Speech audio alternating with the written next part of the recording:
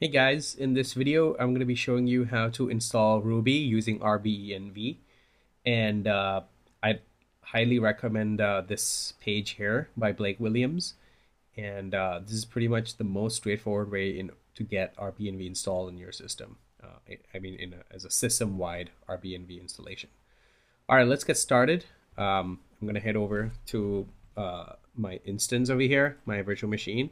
I've already logged in, so I'm just going to cd into user local and do a sudo git clone git github.com slash stephenson slash rbnv.git.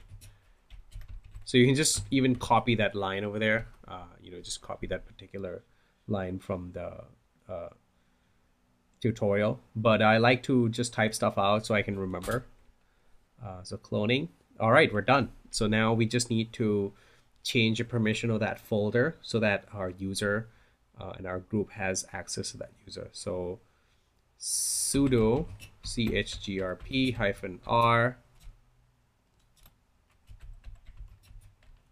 admin rbenv.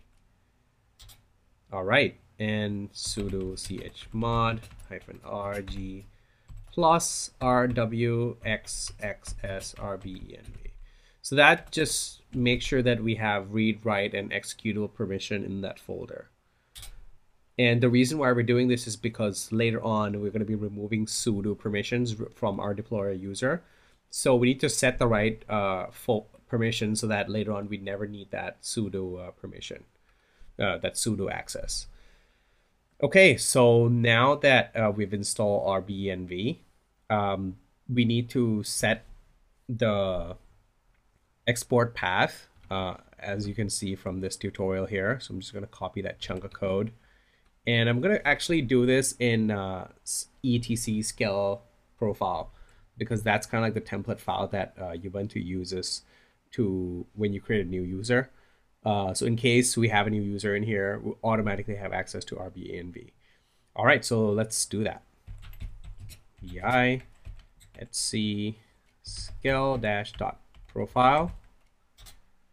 Okay, so here I'm just gonna go down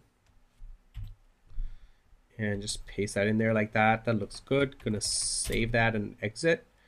And since we already created the deployer, we need to modify the dot profile for our deployer as well. So vi curly slash dot profile. All right, so oh, oops. So oh, whoops, there it is. Save and exit, and we're good. So now let's run our profile, RBENV, and bam, RBENV is installed. So now we need to install a Ruby build plugin for our RBENV. So I'm going to cd into RBENV. So over here it shows you basically how to install. So just do a mkdir plugins and cd plugins. So we're just going to copy. So I'm just going to copy this code here. And we don't need to do sudo because we have permission in this folder anyway. So we don't need to do sudo. So that will work just fine. And we need to set the permission for the Ruby build folder as well. I don't actually think we need to do that. I think it should work just fine because we already set the recursive permission. So with that, I think we're just going to do cd. So RBENV. And now we see the RBENV install command. So I'm just going to do RBENV install --list. And that will basically show you, let me just close that out 1 second. All right, so that basically just shows you kind of, all the Ruby versions that are available. Our Rubinius 2.1.1 is out. If you're into experimentation and want to try out new things, I highly recommend you check out Rubinius. It's totally cool Ruby implementation. But I haven't had that much experience with Rubinius, so I still stick with 2.0.0 level patch. Because I know that it'll work and I've messed around with it quite a lot. So yeah, let's just go with that. So rbenv install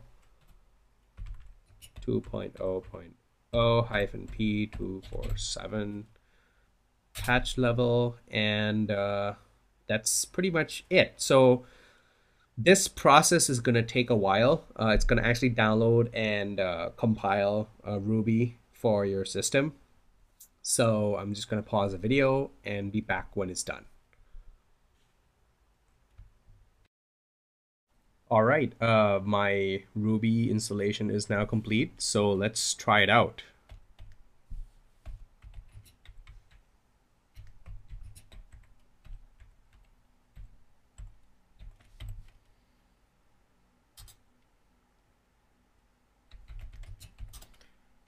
All right, everything seems to be working. So now I can run Ruby, and it's using the latest version, version 2 patch level 247.